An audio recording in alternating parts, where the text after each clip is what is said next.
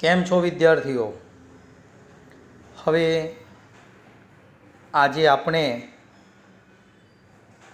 આગળના ટોપિકથી વાત કરીએ, જમીન ધોવાણ એટલે શું અને તેને અટકાવવાના ઉપાયો જણાવો. ખાસ પ્રશ્ન છે. ચિત્રમાં તમે જોઈ રહ્યા છો કે જમીનનું ધોવાણ કેવી રીતે થઈ રહ્યું છે.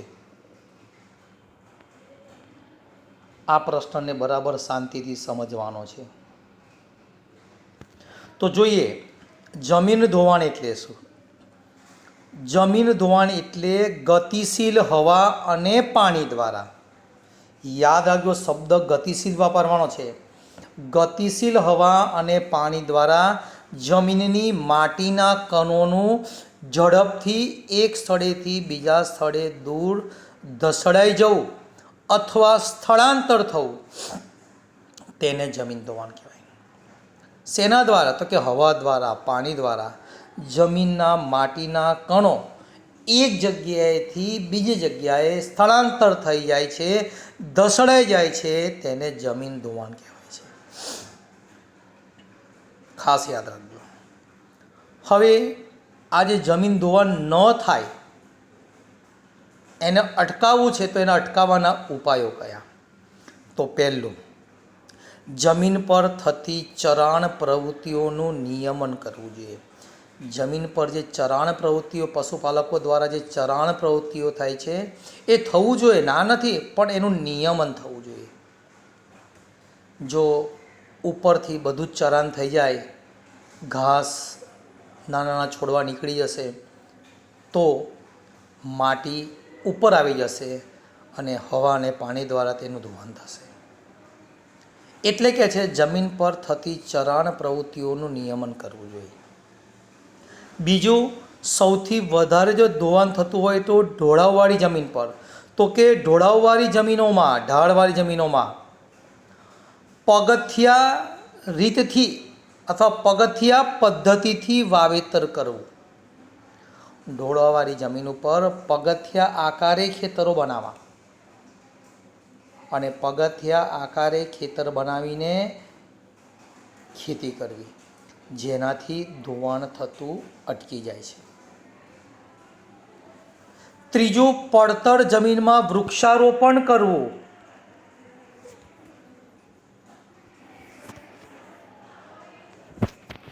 ત્રીજું છે પડતર જમીનમાં વૃક્ષારોપણ કરવું. વૃક્ષારોપણ કરવાથી વૃક્ષોના મૂળ જમીનને જકડી રાખે છે, જેનાથી ધોવાણ ઓછું થાય છે. ચોથું છે, જ્યાં પાણીના વહેણના ખાડા પડ્યા હોય, પાણી વહેતું હોય, જ્યાં ખાડા પડી ગયા હોય ત્યાં આળબંધો બાંધવા જોઈએ. આળબંધો બાંધવા, જેનાથી પાણી રોકાઈને જાય, જેથી જમીન ધોવાય નહીં. પાણીનો વેગ ધીમો પાડવા, ઢાળવાળા ખેતરમાં ઊંડી ખેડ કરવી. ખેતરોમાં જે ખેતી કરવામાં ખેડ કરવામાં આવે છે એને થોડીક ઊંડી ખેડ કરવી, જેથી પાણી ઝડપભેર વહે નહીં અને ખેતરની જમીનને, માટીને ધોવી ના નાખે. બીજું, ખેતરોમાં પડ ધોવાણ થતું, ઉપરના પડનું ધોવાણ થતું અટકાવવા ખેતરોની ફરતે પાળા બાંધવા જોઈએ અને વૃક્ષારોપણ કરવું જોઈએ, જેથી માટી ઘસડાઈ ન જાય. ખાસ યાદ રાખજો ફરી કે જમીન પર થતી ચરાણ પ્રવૃત્તિનું નિયમન કરવું જોઈએ.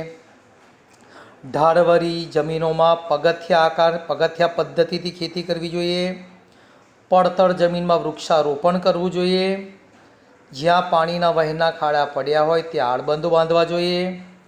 પાણીનો વેગ ધીમો પાડવા ધારવાળા ખેતરમાં ઊંડી ખેડ કરવી જોઈએ અને ખેતરમાં ઉપરના પડનું જે ધોવાણ થાય છે એને અટકાવવા માટે ખેતરોની ફરતે પાળા બાંધવા જોઈએ અને વૃક્ષારોપણ કરવું જોઈએ. ખાસ આ પ્રશ્નને તૈયાર કરવાનો છે, મોસ્ટ આઈએમપી પ્રશ્ન છે. આગળનો ટોપિક જોઈએ, ભૂમિ સંરક્ષણ એટલે શું. આપણે આગળ તો વાત કરી જમીનનું ધોવાણ અટકાવવાની વાત, હવે આપણે વાત કરવાની છે, પ્રશ્નને સમજો બરાબર, ભૂમિ સંરક્ષણ એટલે શું અને ભૂમિ સંરક્ષણના ઉપાયો જણાવો. તો ખાસ યાદ રાખજો, ભૂમિ સંરક્ષણ એટલે જમીનનું ધોવાણ અટકાવીને, ખાલી અટકાવવાનું નથી, અહીંયા અટકાવીને જમીનની ગુણવત્તા જાળવવી તે છે. વ્યાખ્યા જો કે ભૂમિ સંરક્ષણ એટલે જમીનનું ધોવાણ અટકાવીને જે આગળ ભણી ગયા અને જમીનની ગુણવત્તા જાળવવી તે છે. આ વ્યાખ્યા થઈ. ઉપાય તો કે પડતર જમીનો પર, જ્યાં પડતર જમીન છે એમને આમ પડી રહી છે જમીન, એ પડતર જમીનો પર જંગલો ઉગાડવા જોઈએ, કારણ કે વૃક્ષોના મૂળ જમીનના કણોને જકડી રાખે છે.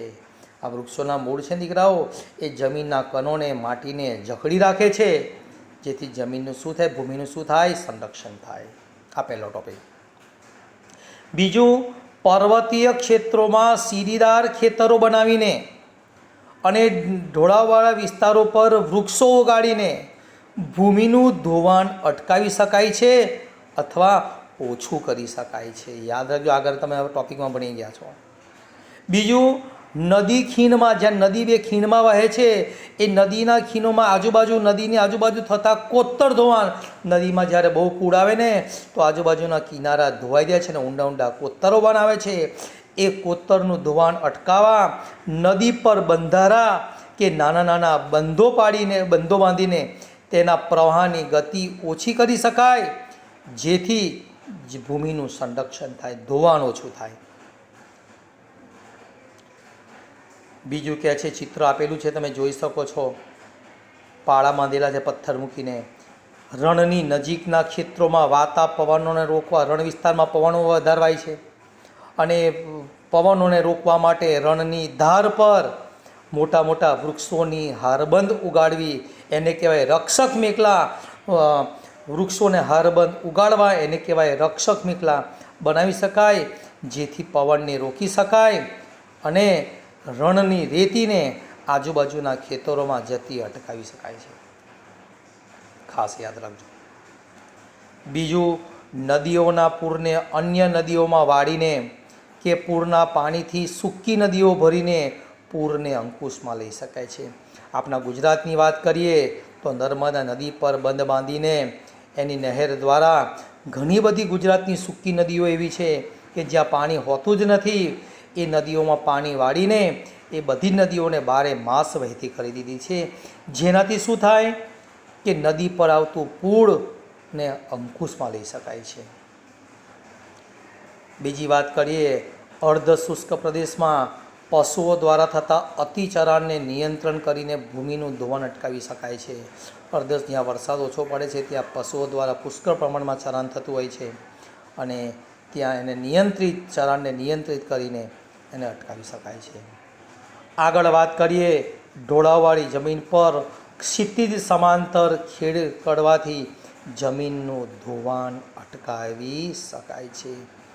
ઢોળાવવાળી જમીન પર શું કહે છે, ક્ષિતિજ સમાન, ક્ષિતિજ એટલે ખબર છે ને, ક્ષિતિજ બરાબર, જ્યાં તમે જોશો કે એક દૂરથી તમે દૂરદ્રષ્ટિને તમે નાખો ત્યારે એક જગ્યા એવી હોય કે વાદળ અને જમીન ત્યાં ભેગી થતી દેખાતી હોય છે, બરાબર, એને આપણે એવું કહીએ છીએ ક્ષિતિજ કહીએ છીએ ભાઈ, તો કે એને અટકાવી શકાય છે.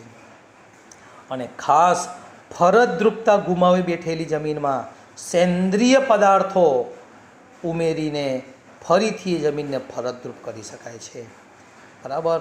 તો ભૂમિ સંરક્ષણ માટેના ઉપાયો છે, આને પણ તૈયાર કરી દેવાના છે.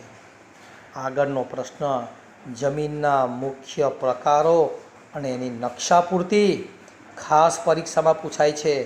ચિત્રમાં દેખેલ તમામ નકશો બતાવેલો છે, એની PDF આપી જ દેવાનો છે. કાપણી જમીન તમે જોશો, ઉત્તર ભારતનું મેદાન દેખાય છે, ગુજરાતનો પ્રદેશ છે. રાતી જમીનનું તમે જોઈ શકો છો કે રાતી જમીન ક્યાં દેખાય છે. કાળી જમીન તમે જોશો ગુજરાત, વડોદરાની આસપાસ તમે જોઈ શકો છો.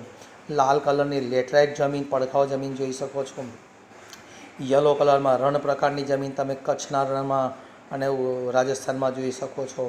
પહાડી જમીન એ પણ તમે હિમાલયમાં જોઈ શકો છો. અને આ પાઠ બધાએ હવે તૈયાર કરી દેવાનો છે, લખીને કમ્પ્લીટ કરી દેજો.